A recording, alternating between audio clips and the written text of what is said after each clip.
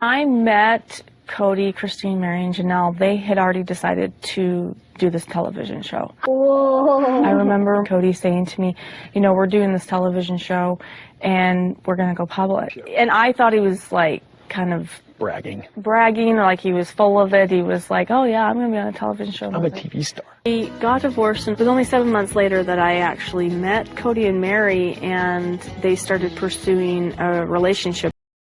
Hey friends, it's Katie from A Sister Wife. Welcome back to my channel. It is Tuesday, February 18th, 2025. Robyn Brown's ex-husband's cousin is calling her out somewhere on YouTube, and a screenshot of what this cousin said was shared on Reddit and then posted on an article online. I was able to grab a copy of the now-deleted screenshot from the article, but it was originally posted on Reddit, and then I found another post on Reddit where they posted the same thing. I don't know whose channel this comment was posted on. It looks like it might have been on one of my videos, although I could not find the comment itself. However, I was able to clarify and verify that this person really is Preston's cousin, and I was able to verify some of the claims here, so it's pretty wild because I was told a story about what happened. But this cousin has more to say about the financial destruction that Robyn caused in the previous family, her husband Preston Jessup, and what happened with all of those credit cards she took out. And this should be important to share because she's spending right now out of control. She's been accused in the family of pilfering the family bank account, which is now closed. And there's a possibility here that Robyn could have been filing documents. Who knows? I mean, has a his now, apparently, of forging records to get credit lines. So the cousin's name appears to be Heidi Nut Noodle. And what I did this afternoon is I took a screenshot of the screenshot, and then I shared it with another verified cousin that I know of, Preston, someone that I've been communicating with for literally years. And I said, "Is this one of your cousins?" And they said, "Yes." They also said that this woman, Heidi, is close to Preston's mom, and so she very well could be privy to details that people don't know.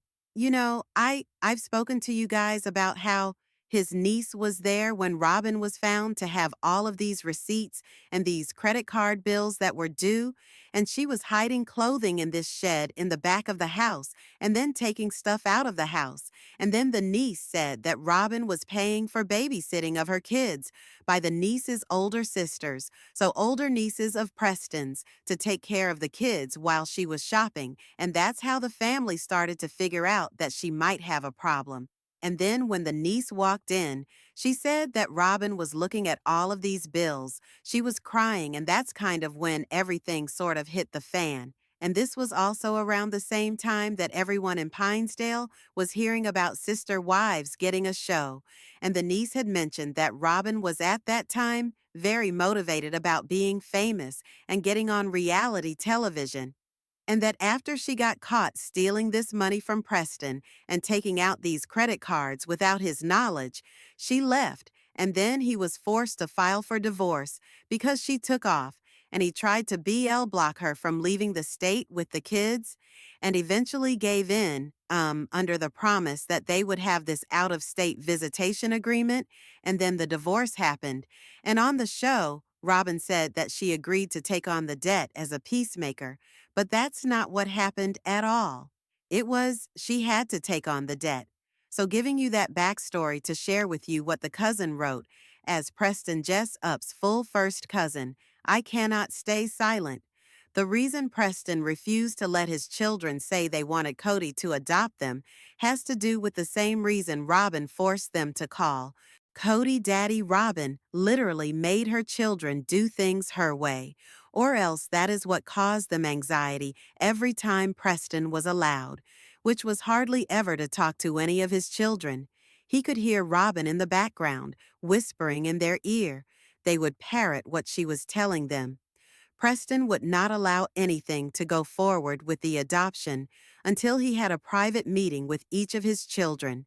A meeting where he could declare his love for them, that he wanted their happiness part of the agreement with Cody and Robyn had to do with visitation, that the kids would be allowed to see or talk to Preston whenever they chose. As far as child support goes, Robyn forged Preston's name on credit applications when she ruined her credit her $30,000 debt, so that when she left after Preston filed for divorce, it left him and his construction company in ruins. His father and brothers came together and helped him with part of that horrendous debt, but it left Preston in a deep depression that he nearly didn't recover from. I'm so glad the story is out and that my sweet, gentle cousin can hopefully have his life back and move on. Robyn ruins lives and families. So she's stating that Robyn forged Preston's name to get credit and to get credit card, and part of that included using his construction company to get credit lines. And the difference between what I was told and what this cousin is saying is that I was told they bailed out Robyn. They tried to bail out Robyn, but then Robyn took the money and ran. This one is saying his father came together and helped with part of it, but it left him in a deep depression and he nearly didn't recover from it. I asked the cousin that I speak to regularly if this is what they recalled, and they didn't remember all of this, but they did say that Heidi is close to Preston's mom, and so she wouldn't be surprised if this is true or not. It does match what Preston's friend told me a couple years ago. So one of his friends that Preston was working for after Robyn left. So his he had a construction company, and he basically had to close his company because of her, because of what she did to the company. And so he was working for his friend who I spoke to, and he was working constantly because he was so ruined financially, and that he had, the way the friend explained it to me, was that he didn't have any money to send to Robyn because she left him with so much debt that he owed his family, and so he had to pay back his family who bailed them out. But she took some of that money of the bailout and ran. And so he was constantly working, working, working. And then he decided at that time to also go back to school because he was like, well, this is screwed. Let me at least try to do something better with my life. So he's going to school. He was working full time, working multiple jobs, barely making ends meet, and sending whatever he could to Robyn. And then on the show, Robyn was saying that he didn't want to see the kids, but the friend had told me that Robyn was making it really difficult for them to communicate, and that anytime he would contact, she would say that they were filming. And then the friend said that filming was a huge issue for Preston. And because he didn't want his kids on the show, and that wasn't going to work for Robyn and Cody, they were going to use the kids and have them on the show, regardless of what Preston wanted, and the friend believed and felt that this adoption was a byproduct of the ATV accident. Because around the same time, Dayton got into an ATV accident that Cody caused by his negligence, and Preston wanted to know what happened. And Robyn and Cody wouldn't let him know, and they wouldn't allow Dayton to tell his dad what happened. And Preston and Cody were disagreeing about it because Preston believed that if it happened on his friend's property, that they should be able to file a lawsuit against the friend or have the insurance, the homeowner's insurance cover it, or that Cody should cover it because Cody caused the accident by not properly supervising Dayton. And that blew up. So the one part I didn't know was that Robyn was forging his name. What I assumed was that she was using both of their names and getting credit cards because she had 8 or 9 credit cards. And I know there's this whole joke about the Victoria's Secret, but the Victoria's Secret debt, in comparison to one, what they sold clothes at that time. And she was buying clothes. There was smaller in comparison to the other credit cards that she had. So I think the credit card for Victoria's Secret was $1,300 that the balance was. but she had credit cards with like Chase and banks that were like $8,000 and $9,000 outstanding. So the Victoria's Secret one was the smaller one of all of them. But she also had ones with like Sears, and I think Home Depot there was a ton, and she walked away with all of it. And then he walked away with like the car loan and whatever other debt that he had in his name. But it wasn't listed on the divorce decree. So I figured she was just applying for stuff. Like for both of them. I didn't realize that she was forging his name. I had no clue that his name was forged. But I suppose that would make sense, because if he didn't know that these credit cards had been taken out and they were in both her and his name, she would have had to have forged the records because she didn't have an income to qualify to get these cards. She wasn't working, and when you take out a credit card, they pull your credit, and they also ask you for like your work history, so they know like what your income is, so they can undergive like a limit. So she was apparently using his income and his social security number in order to get these credit cards and doing it behind his back.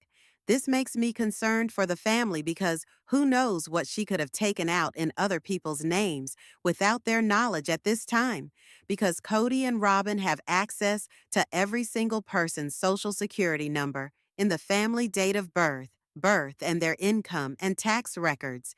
And if Robyn has a spending problem, she still has access to that, because one of Janelle's friends told me that Janelle had files like a file for each family member that included what's causing so much hurt across the board. And this cousin agrees that like she did ruin Preston and she destroyed the family because she took the kids. And now there's a whole family in Montana that want a relationship with the kids, but she won't allow it, and that she's poisoned the kids against, and so they can't get through. It's kind of like what Cody and Robyn have done with Aurora Brianna, Dayton Saul, and Ari when it comes to the Brown siblings, poisoning them so she alienates and tells stories and lies. And the cousin told me that they are confident she's doing this because they don't want, like, if she can paint them as bad, they'll never go to them and actually talk to them and see what the truth is. Because they think if the kids actually found out that Preston was fighting for them to not get adopted, and that Preston was actually left destitute and he wasn't abused because the kids were super little. They don't have memories of this, and they all loved him really so much until Robyn started putting ideas in his head, in their heads. Long story short, if she has a history of forging people's names, I mean, who's to say that Cody and Robyn didn't forge documents for Coyote Pass? Who's to say they didn't forge people's names on loan applications? Who's to say they didn't forge names in order to take money out of people's accounts? You know, I would be so leery of her. I mean, if I were them, I'll run your credit report. Check it, make sure there's nothing on your name. If there is something you don't know about it, close. If someone doesn't do this to one family and then stop because she's still doing it. She's ruining the family. She has no remorse. She hasn't changed. And yes, nobody is saying that. Cody is perfect, right? Like the cousins that I speak to knows Cody, right? Personally, grew up with Mary, was friends with Mary when they as kids didn't know Cody. And Mary married, but knows them and knows the hell that Cody put Mary through, and knows how abused Mary was as a child, and how naive Mary was, and just like how these women were almost like a sitting duck for Robyn to be manipulated and exploited because she had obviously more world experience than they did to a degree. It's ugly Cody is a problem, but he married like the devil basically. Who does that? Who freaking does that forgery? How has this woman never been arrested? It blows my mind. Does that Al? That makes me wonder if they're moving around so much too, because of running away from people. You know what I mean? What are your thoughts? Let me know in the comments below. Make sure to give this video a thumbs up. Make sure to subscribe to my channel. If you haven't subscribed, click the bell so you never miss a video. Thank you so much for watching. Bye, guys.